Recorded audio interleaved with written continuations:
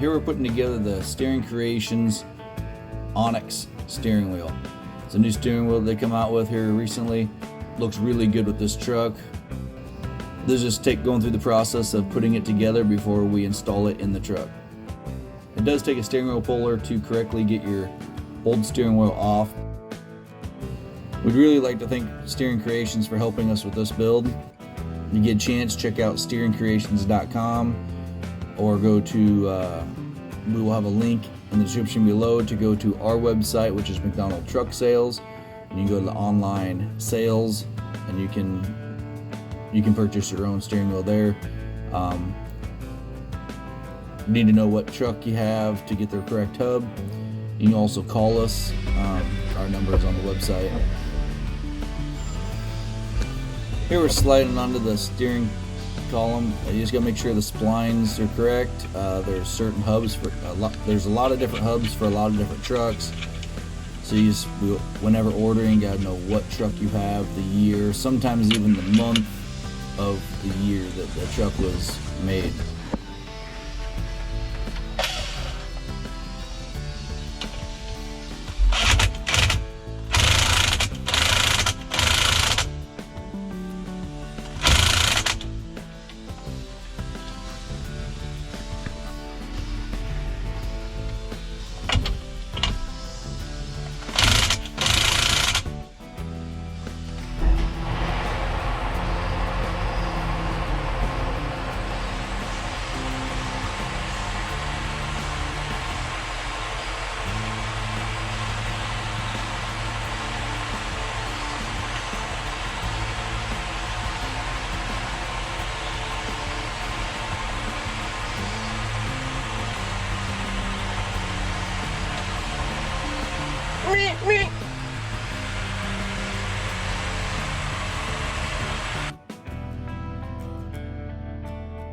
Here Eddie's cutting down this tank, trying to get all the pits out of it, and then he'll go into the buffing process. Obviously we've sped this up. This takes a lot of time. At the end, when it turns out all done, it looks great.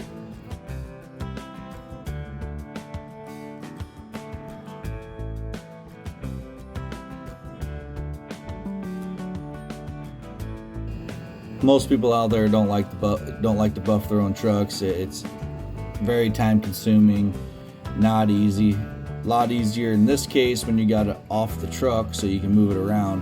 But when you leave them on the truck, like we normally do, it's a lot tougher. We actually put different tanks on this truck, so they were already off. That's why we decided to polish them while they were not on the truck.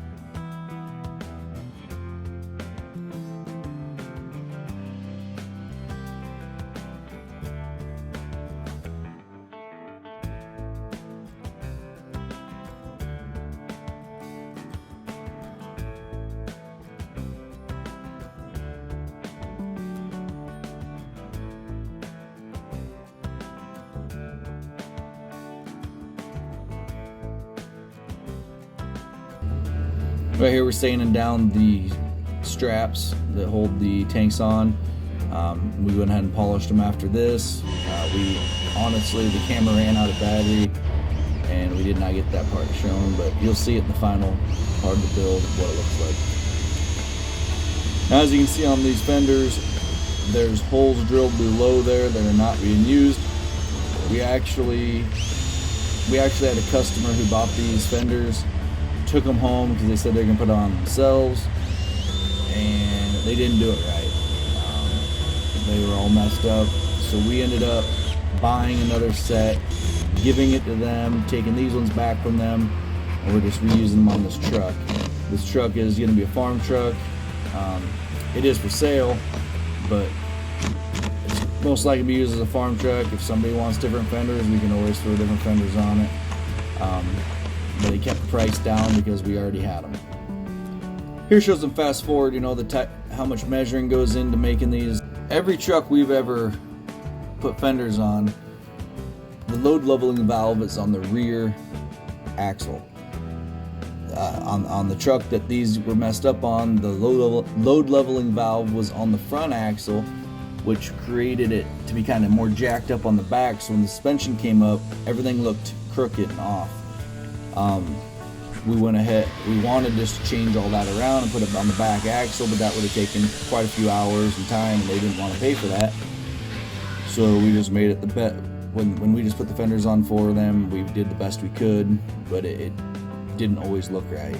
The load leveling valve should be on the rear of the truck, and that makes it level instead of jacked up. Here we got Daniel throwing on the truck's accessories, spring-loaded mud flap hangers.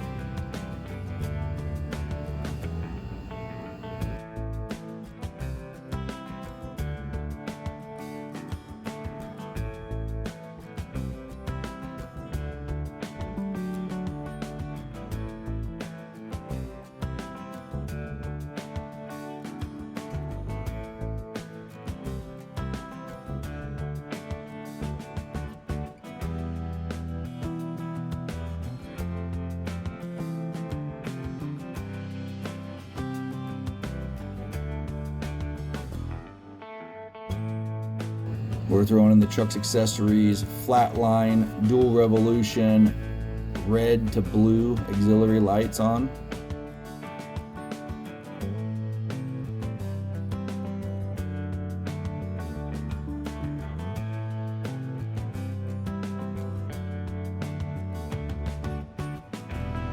So here Eddie's finishing this up because it's obviously the next morning, and he's finishing wiring and installing the rest of the lights.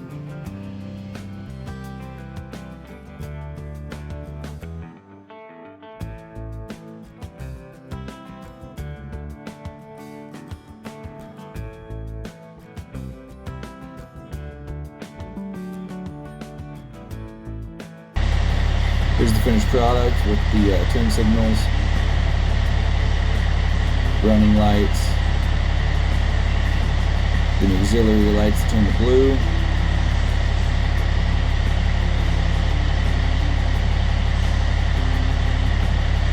and finally your brake lights. We'd like to thank our build partners, Trucks Accessories, McDonald Washout and Chrome Shop, and Steering Creations for all their help.